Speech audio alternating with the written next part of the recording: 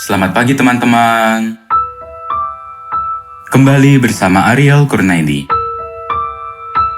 Kita akan merenungkan firman Tuhan dari buku Renungan Pagi, Anak dan Pelajar. Yesus sahabat terbaik dan setia.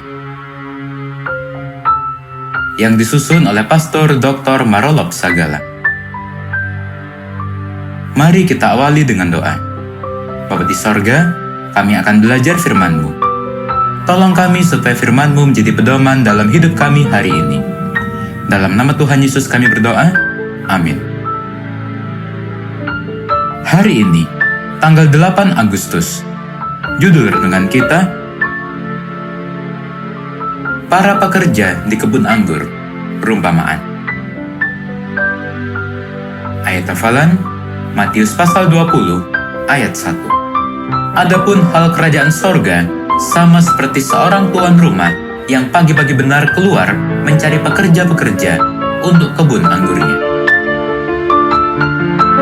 Yesus menyampaikan sebuah perumpamaan untuk menjelaskan bagaimana akan terjadi apa yang disebut yang pertama menjadi yang terakhir atau yang terakhir menjadi yang pertama. Seumpama seorang tuan rumah yang pergi mencari pekerja. Kalau di wilayah Asia pada saat itu, para pekerja berkumpul di tempat di mana ada pasar, di sana mereka menunggu untuk dipekerjakan.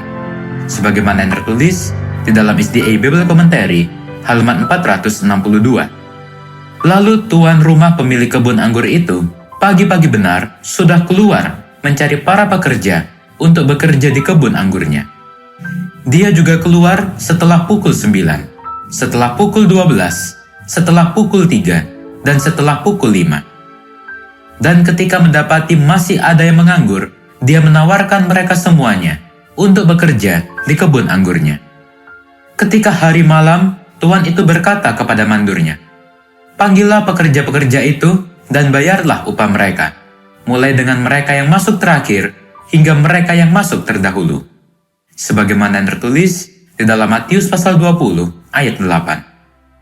Semua mereka mendapat upah yang sama, yaitu sebesar 1 dinar, sekalipun yang masuk terakhir bekerja hanya 1 jam. Ketika mereka menerimanya, mereka bersungut-sungut kepada tuan itu.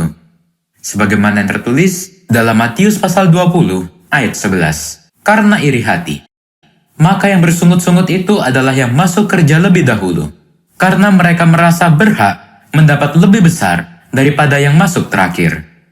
Demikianlah orang yang terakhir akan menjadi orang yang terdahulu, dan orang yang terdahulu akan menjadi yang terakhir.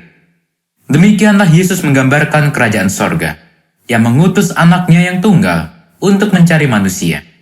Yesus, yang disebut anak manusia, datang untuk mencari dan menyelamatkan yang hilang. Sebagaimana yang tertulis di dalam Lukas pasal 19 ayat 10. Sama seperti pemilik kebun anggur itu pergi mencari pekerja, demikianlah Tuhan mencari manusia yang hilang.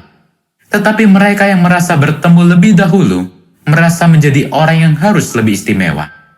Lewat perumpamaan ini, Yesus mengajarkan sesuatu kepada murid-muridnya.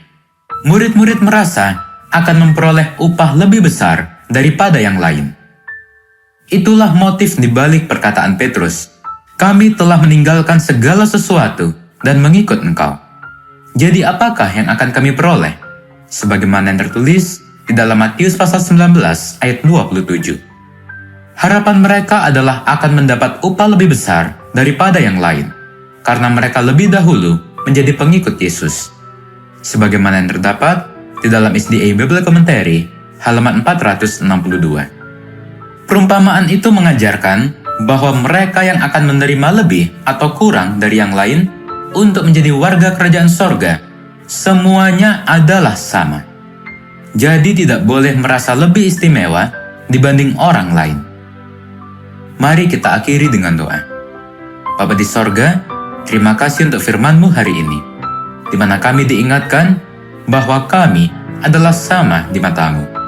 Dan tolonglah kami supaya kami tidak merasa lebih istimewa dibandingkan sesama kami yang lain.